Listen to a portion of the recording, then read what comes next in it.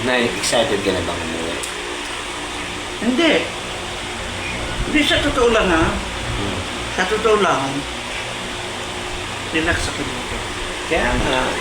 Ngayon, Pero hindi kailangan mo kasi sa bumalik kasi. ang saya nga. May doctor's appointment ka. Kasi si Christy ang kasama ko palagi sa doktor. Sa kanya ina-explain. Kaya nga, mahal na mahal kita eh. Oo. Ayan na. At saka, pare. Mahal na mahal yung pera niya sa wallet. Mahal na mahal yun eh. Oo. Kaya kailangan mo na patalbugin mo muna ang otak ko. Yung bubulahin mo muna ako ng Hindi kunti. naman kailangan ng bulahin ka na.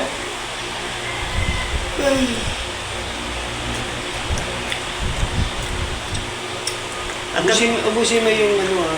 Kasi ano kita ng papuan as well. Mga ganyan. Umaga na lasing. Naubos niya ba yung nilaga niyang nilaga ng saging? Hindi ko alam kung nagpakain sa tono. Hindi, dalawa lang ang inano ko eh. Eh, apat yun, may dalawa pa rin. Anim yun. Naubos ko na siguro. Yun ba naman, hindi ko pa Dalawa maubos. lang yung kinain nito. Gusto mo ba kainin ngayon o mamaya? Mamaya. Ano ba ka naman tayo sila? Kaya ka O meron din palang buko juice dyan. Ang ibig ko ba sabihin dito ha, sa atin lang wala kasama iba. Ang ibig ko ba sabihin pag nagplano tayo, madali na dahil tayo lang. Kaya uwi ka nga eh. Make it sure na you come back home at November. Dito ako magbe-birthday. Good. Ang gusto ko na sa birthday O dahil hanggang 18 na siya. Mag-18 na si nanay. Ito ka talaga mag-birthday na eh. Baba nyo naman ng kunti, edad ko. Eh, 80 ka na nga eh. Ay, mga siguro mga 41. Ano yun, bata ka pa sa akin? Gusto ko na sa birthday ko, bumungga talaga. May iniyaw, may nasal, may adobo. Oo, lahat ng gusto ko na eh. Malamang malitsyo na naman si nanay. Lechon na lang. Katulad ng birthday siya, may lechon. Ayan na.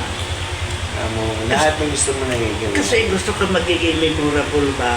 Yes. Hindi pa siya umalis, nalulungkot na ako. Talaga. Nagbalik naman siya. Nagdoy mo ba? Balik ka na yan. Ano yung kanta ni Garmin ka? Babalik ka din. Alam mo pare, pag kami nag-usap, sinabi ko babalik ako. I will be back. Hindi ako nagsasalita ng palso. Totoo yan.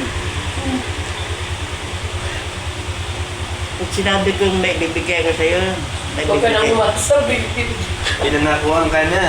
Aasa ka pa. Eh, di abusado na, di ba, Nay? Oo naman siya.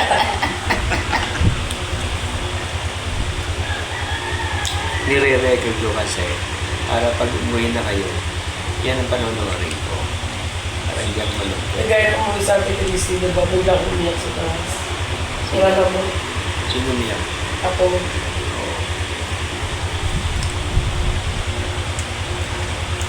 Kasi mababait naman sila eh. Oh, bait mga kapatid ko, sobrang bait. Kasi kung hindi ba naman bawait yun, bibigyan ba naman na ako ng bahay? Tsaka yung tawag dito. Hindi kami sinama sa pagkakitiyan ng malungkot. Kasi ayaw daw niya umiyak yung mga bata. Tsaka umiyak siya. Biglan, mabilisan yung alis niya. Walang goodbye. Si Aris palangga ng dalawang kambal. Eh kung hindi pa lang rin, kaya bibigyan ng bahay. Abusawa. Yes, they always make it sure that I'm in good place. That's why I love my sister so much. Hindi talaga pinababayaan doon. Yun nga Baby brother. baby brother talaga eh. Anong Pero muna yan? sa totoo lang, mas close na sa akin kasi sa mga kapatid niya. Kapatid niya parang yun. Ito ang ano yun eh. Cute ng nanay ko. Pero pag pinagawa kay Belo, mahirapan talaga si Belo. Lalo na sa ilang nanay, hirapan yun. Oo, makunat na itong balat ng nanay ko. Alam mo, sinakambal. Yung medyo hindi sila namamansin minsan kay Aris, pero pagdating ng halimbawa may pagka-agrabyado, number 1 na yung dalawa Na yun. yung kape mo malamig na. Tutusukin kanila. Malamig na, inumin mo na. Nangyari ka na. Nakipuro ko naman kayo tapos malamig na. Ayan o. Okay lang yan. Okay lang yun kasi ipapainit mo na naman. Despedido nila ata. Namimiss ko na kagad si nanay. Dalawa lang sila. Wednesday ata, Wednesday. Kasi nung maliit pa ito, pwede, kahit saan ako pumunta, kabuntot ka ko. Yo, yung pinuntahan nga namin si Beer House tatay ko, kasama ko pinagdagkanan ako. Bawal daw ng escort, hindi hinama ako ng nanay ko. Nagkaroon escort. Nakabarka na. Ilan taon siya doon? Ganyan ko lang. Itong taon. Buti pwede ka. Bakit hindi? Sabi ko nga, Sabi, kailangan ng escort, naka-Amerikano pa ako. sabi ko nga, Yung Amerikana ko na sinuot ko nung kinder ako, nung pinag-Amerikano niya ako na kulay blue nung araw ng graduate ako. Dilitrato pa rin. Binihisa ka ni nanay. Oo. sabi ko nga, Nakulo ko yung nanay ko eh.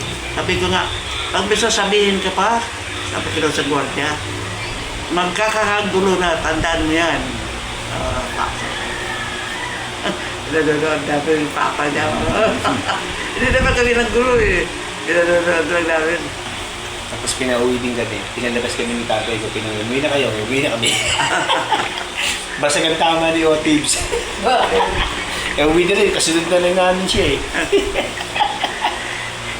Sa nanay mo lang pala siya takot mo. Hindi naman siya takot. Ano naman din namin. Hindi naman siya takot, kaya lang, pag may nangyari na doon sa Mga pala, ano. Bubukas na ako. Thank you.